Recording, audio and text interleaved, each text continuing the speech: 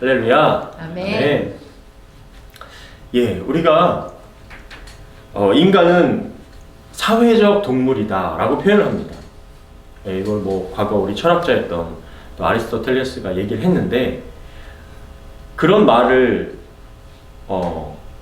증명하고 또 그런 말이 인간은 사회적 관계를 형성한다라는 말로 또 표현이 됩니다. 우리가 인간은 태어나면서부터 모든 관계가 내가 원하든 원치 않든 수많은 또 수십 가지, 수백 가지의 관계들이 형성이 돼요.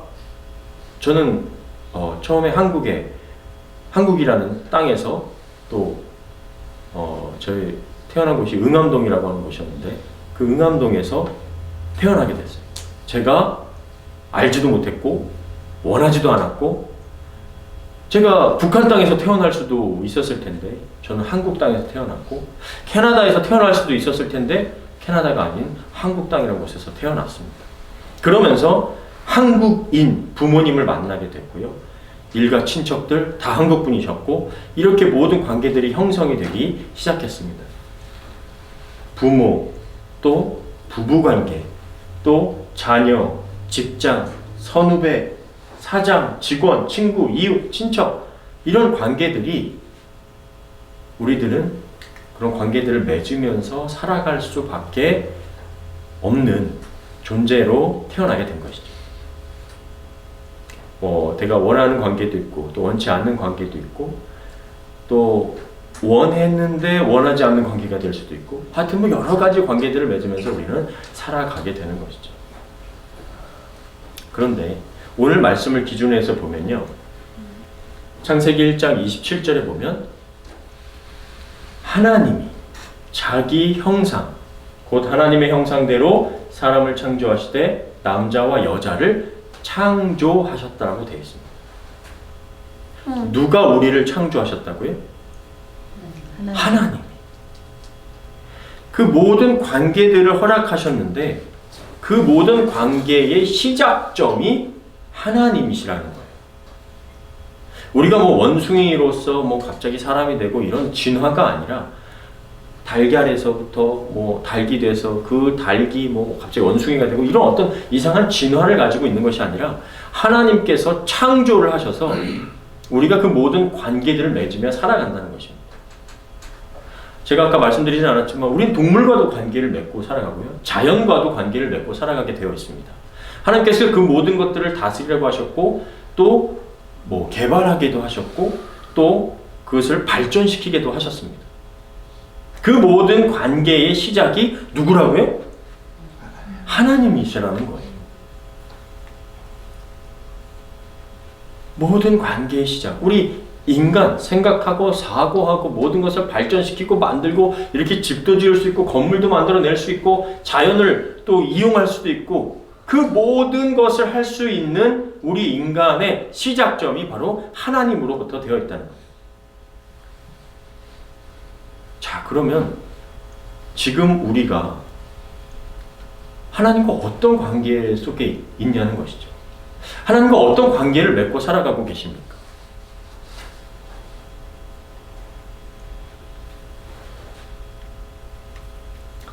오늘 함께 나누고 싶은 게 바로 이것입니다. 하나님과의 관계가 모든 관계의 시작이요 근본이라는 거예요. 하나님이 자기 형상 곧 하나님의 형상대로 사람을 창조하셨습니다. 그러니까 이 창세기 1장 27절과 28절 안에 너무나 많은 내용이 담겨져 있더라고요. 그런데 오늘 빨간색 글자를 보시면 하나님의 형상대로 사람을 창조하셨어요.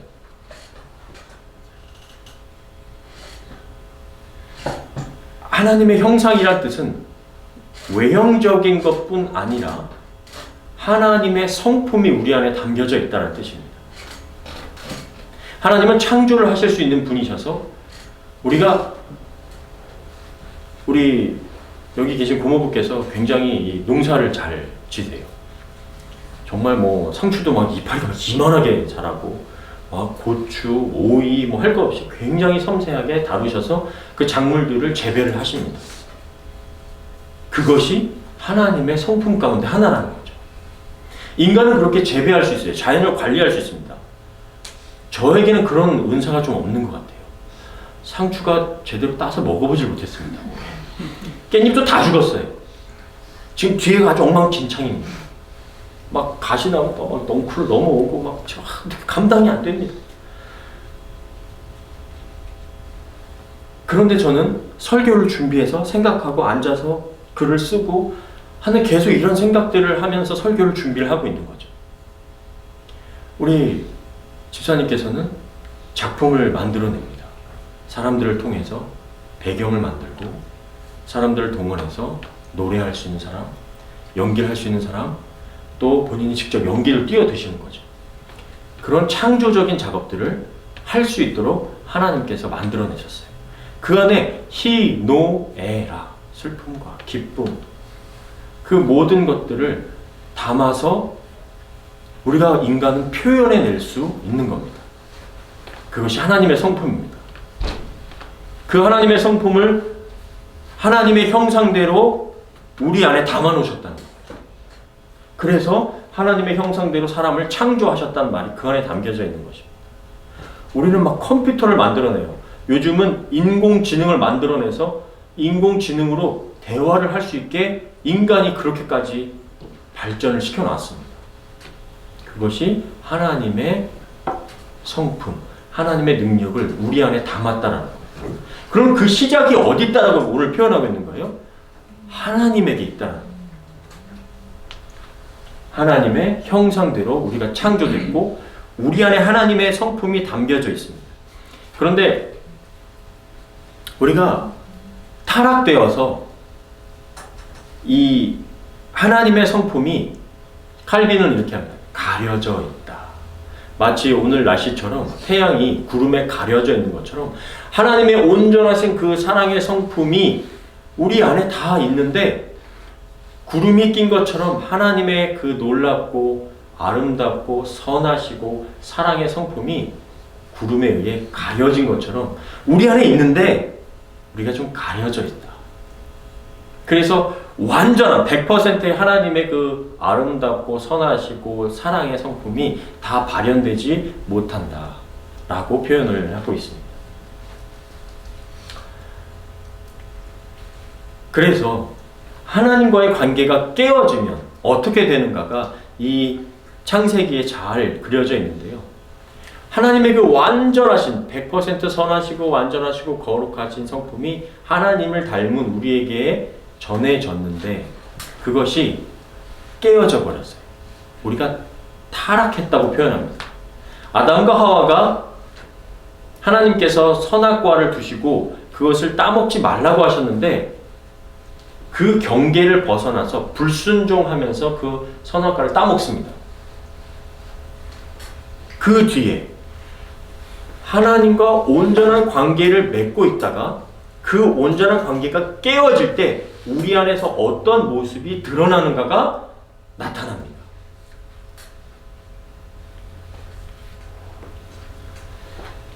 선악과를 따먹고 하나님과의 그 온전했던 관계가 틀어지고 깨어진 다음에 하나님 묻습니다. 이르시되 누가 너의 벗었음을 내게 알렸느냐? 내가 내게 먹지 말라 명한 그 나무 열매를 내가 먹었느니라. 그러자 아담이 이렇게 얘기합니다.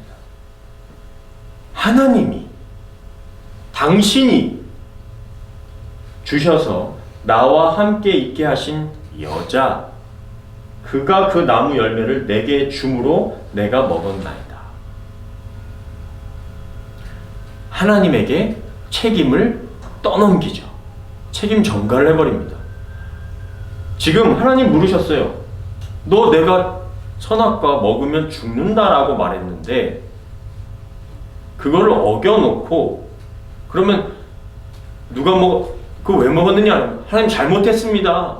하나님 먹지 말라고 한 그 선악과를 제가 먹었습니다 라고 대답하는 게 맞는데 하나님이 주신 여자가 제게 주어서 먹었어요. 그 포인트가 아닌데 책임을 떠넘기고 있습니다. 처음에 하나님께서 아담을 먼저 만드신 다음에 갈비뼈를 빼어서 흙으로 빚어 하와를 만드셨습니다. 그 다음에 이제 보기 좋다. 부부 남자와 여자를 만들어 하나 되게 하니 이제서야 내가 보기 좋다라고 말씀하셨습니다. 그리고 아담은 이것이 나의 반쪽이로구나. 너무 행복해하고 너무 좋아했어요. 그런데 갑자기 문제가 생기니까 어떻게 해요? 책임을 떠넘겨버려요. 당신이 줬잖아. 하나님이 만드신 이 여자가 나한테 줘가지고 제가 먹은 거예요. 전 잘못 없어요. 한번 인간관계들을 한번 생각해 보시죠. 내가 잘못한 거, 내가 실수하고, 내가 어려운 일이 있을 때, 내가 책임을 다 뒤집었을 것 같을 때 우리는 그것을 순전하게 인정하려고 하지 않습니다. 너 때문에 그러잖아. 너 때문에. 네가 그랬잖아. 관계가 깨어지는 것을 경험하게 되죠. 관계에 금이 가는 것을 만들어냅니다. 하나님과의 관계가 깨어진 인간들의 모습인 것이죠. 13절입니다. 여호와 하나님이 여자에게 이르시되, 그렇죠. 여자에게 물으십니다. 내가 어찌하여 이렇게 하였느냐? 여자가 이르되 뱀이 나를 꿰므로 내가 먹었나이다. 저 뱀이 그랬어요. 저 뱀이 나한테 먹으라고 그랬어요. 인간과 동물, 인간과 자연과의 관계가 깨어지고 금가는 걸 보여줍니다.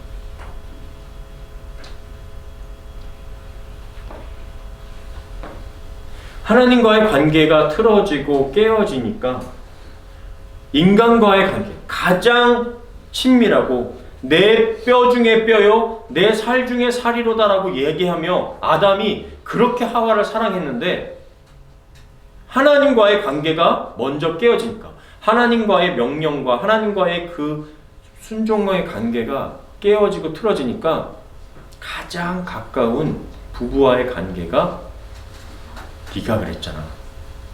내 죄를 떠넘기려는 모습을 보여주는 거죠. 그리고 인간과 자연, 인간과 동물과의 관계가 깨어지는 것도 보여줍니다. 하나님과의 1차적인 관계가 깨어지면 제가 어렸을 적부터 많이 듣던 하나님과의 관계가 형통하면 만사가 형통한다. 이렇게 예전 이제 어르신들 목사님들이 쉽게 표현을 하셨거든요. 근데 그거를 이 말씀을 오늘 제가 이제 설교를 준비하면서 보니까 그 말씀이 그 말씀인 것 같아요. 하나님과의 관계가 깨어지니 나의 모든 1차적인 관계, 부부와의 관계, 부모와 자식과의 관계, 내 주변의 관계들이 그렇게 깨어지는구나, 틀어지는구나, 금이 가는구나를 보여줍니다. 핑계대고요, 변명하고요, 책임을 전가하고요, 하나님께서 원래 우리에게 주셨던 본분, 생육하고 번성하라, 땅에 충만하라 라고 하였던 그런 본분들, 이게 무슨 말씀이죠? 하나님을 알리라. 내가 하나님께로부터 지어지고 창조되었던 그 사실을 네가 땅에 충만하고 번성함으로 인하여 하나님의 것임을 알려라 라고 하는 그 선교적인 문화적인 사명을 상실하고 그저 1차적인 관계들, 그런 깨어지는 관계들만 이루며 살고 있다는 거예요. 그래서 두 번째는요, 하나님과의 관계 회복이 복입니다. 우리가 이렇게 하나님과의 관계가 깨어진 걸 타락했다고 표현합니다. 그런데 이 타락한 것에서 결국 우리가 예수 그리스도를 통하여서 하나님께서 예수 그리스도를 보내셔서 우리가 다시 하나님과 화목하게 하셨다라고 표현하시거든요. 하나님과의 화목된 것, 하나님과의 관계의 회복이 결국에 복입니다. 자, 27절 우리 한번 다시 읽어볼까요? 시작. 하나님이 자기 형상 곧 하나님의 형상대로 사람을 창조하시되 남자와 여자를 창조하시고, 그 다음에 28절에 보니까요, 하나님이 그들에게 뭐를 주셔요? 복을 주십니다. 이 다음 구절은 우리가 문화명령이라고 하는 표현입니다. 문화명령. 하나님께서 우리를 창조하신 이유와 목적이에요. 그런데 이 우리에게 사명을 주시기 전에 뭘 먼저 주세요? 복을 먼저 주세요. 우리가 생각하는 복은 그냥 단순히 뭐 물질적인 우리가 잘 먹고 잘 사는 것만 생각할 수 있지만 여러 가지가 있습니다. 그 중에 가장 중요한 건 하나님과의 관계로부터 오는 복이에요. 하나님과의 관계로부터 우리가 영적인 우리의 영혼이 하나님과의 관계로 인해서 충만해지는 그 기쁨과 하나님과의 관계로 깨끗해지는 그 복, 그 복을 먼저 우리에게 주신다는 거예요. 그러면 이 모든 것들이 풍성하게, 충만하게 이루어지게 되는 것이죠. 그래서 하나님과의 관계 회복이 복이 됩니다.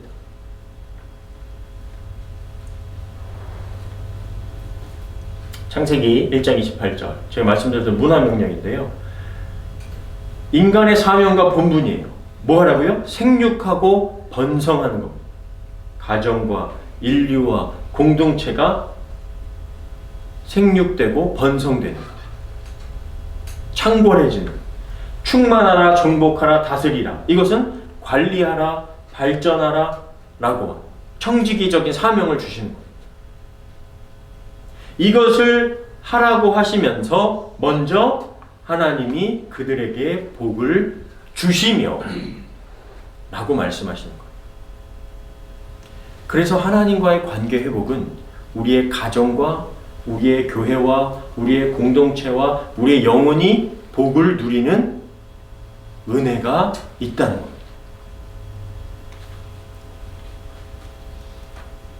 예수님은 이렇게 말씀하셨습니다. 우리 한번 같이 한번 읽어볼까요? 요한복음 15장 5절 시작. 나는 포도나무요 너희는 가지라. 그가 내 안에 내가 그 안에 거하면 사람이 열매를 많이 맺나니 나를 떠나서는 너희가 아무것도 할 수 없습니다. 이 자연을 통해서 예수님께서 비유를 많이 하시는데 이 나무 너무 잘 아시잖아요. 나무, 포도나무. 나는 포도나무요, 우리는 가지라. 가지가 나무에 붙어 있을 때 열매를 맺습니다. 너무 잘 아실 거예요. 내가 그 안에 거하면 사람이 열매를 많이 맺나니. 예수 그리스도가 우리 안에 거하면 우리가 열매를 많이 맺는데. 우리 창세기 1장 28절에 하나님 안에 우리가 거하면 이미 하나님으로 인해 우리는 복이 되는 겁니다. 아브라함 혹시 기억하시죠? 너는 복이 될지라. 하나님과의 관계가 원활해지고 하나님이 우리 안에 거하면 우린 그냥 복이 되어버리는 거예요. 그래서 열매를 많이 맺어요. 이 열매는 하나님 말씀하신 그 복과 관련된 것이 물질적인 것이 될 수도 있고요. 그것이 아니어도 성령의 9가지 열매, 사랑과 희락과 화평과 오래 참음과 자비와 양선과 충성과 온유와 절제의 열매들이 우리 삶에 맺히게 될 수밖에 없는 거죠. 그래서 하나님 안에 하나님과의 관계가 회복되면 우리는 복이 되는 겁니다. 자, 그러면 우리가 지금 맺고 계신 여러분들의 인간관계, 부부와의 관계, 부모와 자식과의 관계, 친인척, 또 비즈니스, 여러 가지 선후배, 모든 관계, 이런 관계들을 지키는 힘은 뭘까요? 어떤 이런 관계들에 지키는 원동력이 되는 그 힘은 뭘까요? 남자분들은 의리일 수도 있고요. 의리라고 생각하실 수도 있고, 또 선후배 관계에서 임금과 신하 관계, 직장에서 충성이 될 수도 있고, 신의가 될 수도 있고, 여러 가지가 될 수 있겠죠. 그런데 오늘 말씀을 생각해 보시면서 하나님과 우리와의 관계를 생각할 때 이 하나님께서 우리와 관계를 맺으시면서 이 관계를 유지하시는 가장 근본이 되는 힘은 뭘까요?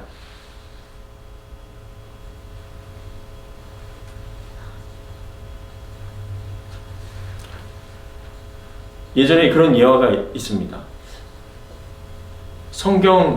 성경책을 집 틀에 넣고 꽉 짜면 한 단어가 떨어진대요. 어떤 단어가 떨어질까요?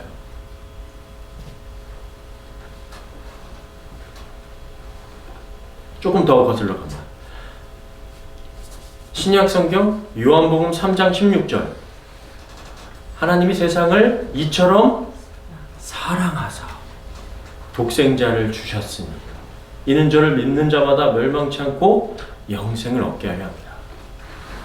하나님이 세상을 독생자를 주실 만큼 사랑하셔서 하나님과 우리와의 관계를 지키는 힘, 하나님께서 우리를 그렇게까지 사랑하시는 힘, 그것이 바로 사랑이죠. 우리가 모든 관계를 이어갈 수 있고 모든 관계 속에서 있어야만 하는 힘이 있다면 그것은 바로 사랑일 것입니다. 톨스토이라는 작가도 사람은 무엇으로 사는가라는 그 내용의 단편 소설들을 막 많이 넣어놨어요. 그 안에서 얘기하고 싶었던 건 사람은 사랑으로 산다라는 것이었어요. 최근에 아주 미국에서 여러 가지 일들이 일어났어요. 아마 내용 보신 분들도 있을 겁니다. 트럼프를 지지했던 농객이었는데 정말 제가 살아가면서 이런 일을 예전에 존 F 케네디 대통령도 이렇게 행진을 하다가 암살을 당했던 장면이 있었죠. 저도 이렇게 살면서 이런 일을 볼 줄 몰랐습니다. 연설하는 중에 총에 맞아서 그 자리에서 정말 죽고 말았습니다. 그리고 미국에서 또 방금 얼마 전에 며칠 전에 일어났던 일인데요. 우크라이나가 또 러시아와 전쟁을 함으로 인해서 난민들이 많이 발생했잖아요. 우크라이나 여자가 미국 지하철 타고 집으로 돌아가는 길이었어요. 열심히 살아서 미국에서 정착을 해보려고 파트타임을 3개나 뛰었다고 합니다. 그날도 3번째 파트타임 일을 마치고 버스에 타고 지하철에 타고 가는데 아무런 상관도 없는 남자가 뒤에서 저렇게 칼을 들고 찔러서 저 여자가 아무런 힘도 없이 죽고 말았어요. 주변에 있는 사람들이 아무도 도와주질 않았습니다. 그냥 자리를 떠났습니다.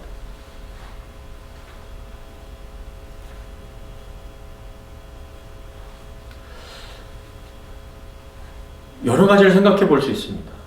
하나님과의 관계가 깨어진 인간, 사랑이 없는 이 세상. 마태복음에 보면 말세에 나타나는 여러 가지 일 중에 제자들이 묻습니다. 예수님께. 말세에 어떤 일들이 있죠? 전쟁과 기근과 여러 가지 일들이 있을 것이다. 그런데 그 가운데 하나를 말씀하시는 것이 말세가 되면 사랑이 식어지리라. 사랑이 없어진다. 불법이 성하여 사랑이 없어진다. 라고 말씀하십니다.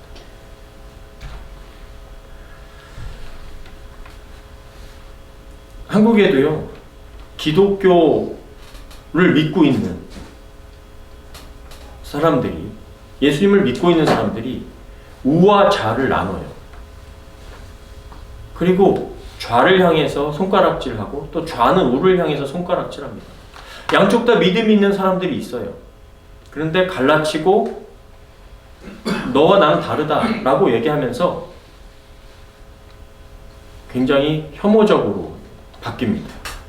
제가 그것을 보면서 맞다 아니다를 떠나서 기독교인들이 상대를 향하여 손가락질하면서 잃어버리고 있는 게 뭘까? 하나님이 없는 것 같더라고요. 그리고 손가락질하면서 틀리다라고 말하면서 거의 죽일 것처럼 그러는 거예요.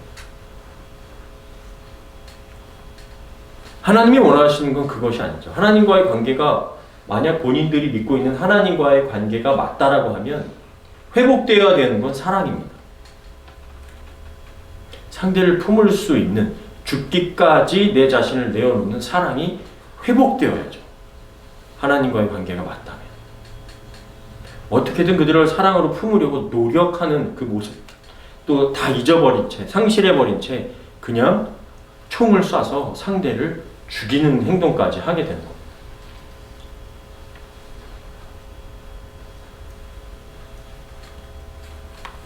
그래서 하나님과의 온전한 관계가 된다면, 하나님과의 관계 속에서 온전한 사랑이 회복되고 온전한 사랑을 경험하게 될 줄 믿습니다.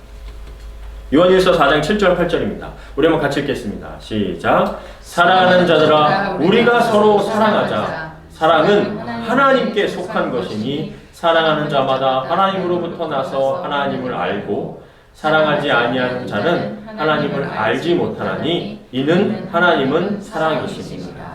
아멘. 우리가 하나님과의 관계가, 우리를 만드신 하나님과의 관계가 회복된다. 그러면 뭐가 회복돼야 된다고요? 사랑이 회복돼야 됩니다. 아직 사랑이 회복되지 않았다면 그건 깨어져 버립니다. 아직 깨어져 있는 거예요. 하나님과의 관계가 깨어져 있는 겁니다. 모든 부부와의 관계, 부모와의 관계, 자식과의 관계, 우리가 정말 하나님과의 관계가 회복됐다. 내가 하나님을 만났다. 내가 하나님을 사랑한다. 하나님의 사랑이 체험되어졌다. 라는 고백이 있다면 우리는 모든 관계가 다시 이 사랑으로 회복되어져야 합니다. 왜냐하면 사랑은 하나님께 속한 것이고요. 사랑하지 아니하는 자는 하나님을 알지 못하나니 하나님은 사랑이시기 때문입니다.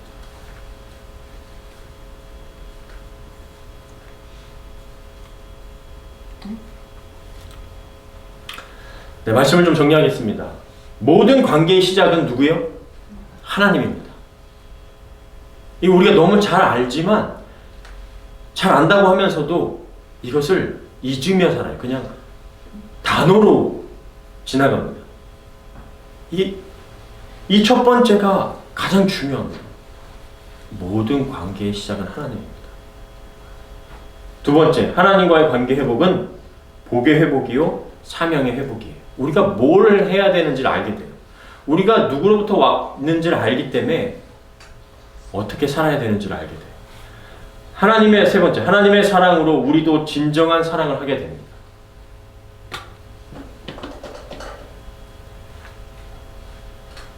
하나님을 사랑하시는 저와 여러분, 우리가 하나님을 사랑한다고 하지만 우리 잘 못해요. 사랑이 하나님께로부터 왔습니다. 그래서 우리가 이 예배자로 있을 수 있는 겁니다. 우리가 하나님께로부터 왔음을 기억하시고